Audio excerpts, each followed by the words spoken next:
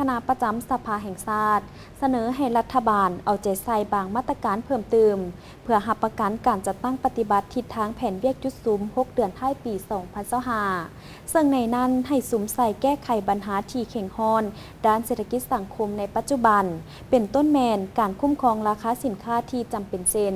อาหารน้ำมันเชื้อไฟฟ้าเครื่องอุปโภคบริโภคที่กระทบต่อชีวิตการเป็นอยู่ของประชาชนและพนักงานราชการ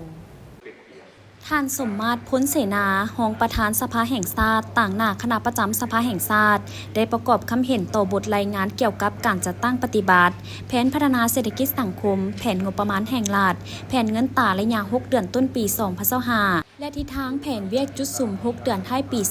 2025ติดพันกับการจัดตั้งปฏิบัติ2 วาระแห่งชาติและการแก้ไขปัญหาเข่งฮอนทางด้านเศรษฐกิจต่อกล่องประชุมสมัยสามัญที่9ของสภาแห่งชาติสุดที่9ว่าเนื้อให้รัฐบาลซุ้มใส่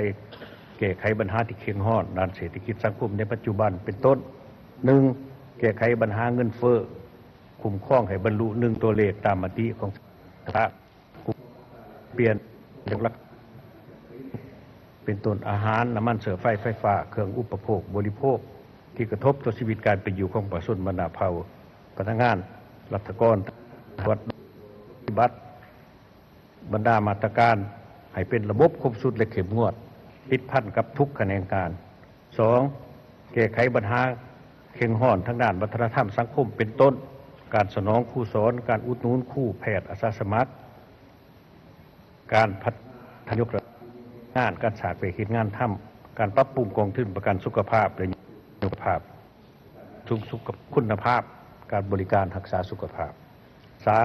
เอาใจใส่แก้ไขปัญหายาเสพติดการลักลอบค้าขายเถื่อนและปรากฏการณ์ย่อท่อด้านสังคมให้ลดน้อยถอยลงมีความเข้มงวดและเด็ดขาดให้บรรลุตามขาดหมายของวาระแห่งชาติผ่านการติดตามกวดกาสภาแห่งชาติเห็นว่าบางคาดหมายมีความคืบหน้าน้อยและมีความเสี่ยงที่จะบ่บรรลุไปตามมติสภาแห่งชาติการเก็บกำข้อมูลตัวเลขสถิติและการค้นคว้าวิจัยเพื่อหับไส้การประเมินการจัดตั้งปฏิบัติบรรดาคาดหมายของแผนพัฒนาเศรษฐกิจสังคม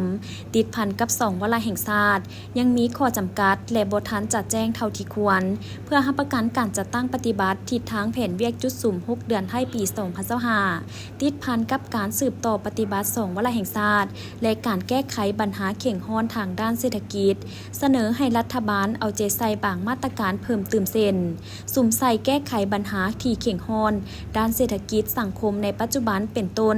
แก้ไขปัญหาเงินเฟ้อคุ้มครองให้บรรลุได้1 ตัวเลขตามมติสภาแห่งชาติคุ้มครองอัตราแลกเปลี่ยนและคุ้มครองราคาสินค้าที่จำเป็นเช่นอาหารน้ำมันเชื้อไฟฟ้าเครื่องอุปโภคบริโภคที่กระทบต่อชีวิตการเป็นอยู่ของประชาชนบรรดาเผ่าพนักงานราชการทหารตำรวจโดยสืบต่อจัดตั้งปฏิบัติมาตรการให้เป็นระบบครบสูตรและเข้มงวดติดพันกับทุกแขนงการแก้ไขปัญหาเข่งฮอนทางด้านวัฒนธรรมสังคมเช่นการสนองครูสอนการอุดหนุนครูแพทย์อาสาสมัครการพัฒนายกระดับ4 มือแห่งงานการสร้างเวทีงานธรรมการปรับปรุงกองทุนประกันสุขภาพและการยกสูงคุณภาพการบริการรักษาสุขภาพเอาใจใส่แก้ไขปัญหายาเสพติดการลักลอบค้าขายเถื่อนและปรากฏการณ์ย่อท่อด้านสังคมให้ลดน้อยถอยลงมีความเข้มงวดและเด็ดขาดให้บรรลุตามคาดหมายของวาระแห่งชาติเอาใจใส่สุขยุส่งเสริมการผลิตเพื่อทดแทนการนำเข้าและเป็นสินค้าส่งออกให้แข็งแรงขึ้นกว่าเก่าตามรายการสินค้าที่สามารถผลิตภายในประเทศและรายการสินค้าที่ได้เจรจาส่งออกไปต่างประเทศปฏิบัติมาตรการจำกัดสินค้านำเข้าที่สามารถผลิตอยู่ภายในทดแทนการนำเข้าและส่งเสริมการผลิตส่งออกให้หลายขึ้นพร้อมทั้งส่งเสริมและสร้างค่านิยมในการสวมใส่ผลิตภัณฑ์ภายในให้เป็นรูปธรรมฮิปฮอนจัดสรรงบประมาณลงทุนหลักบ่วงกองทุนทางปี 2025ให้สำเร็จและสู่สนซ่อมแปลงเส้นทางที่เปเพให้กลับคืนสู่สภาพปกติโดยไว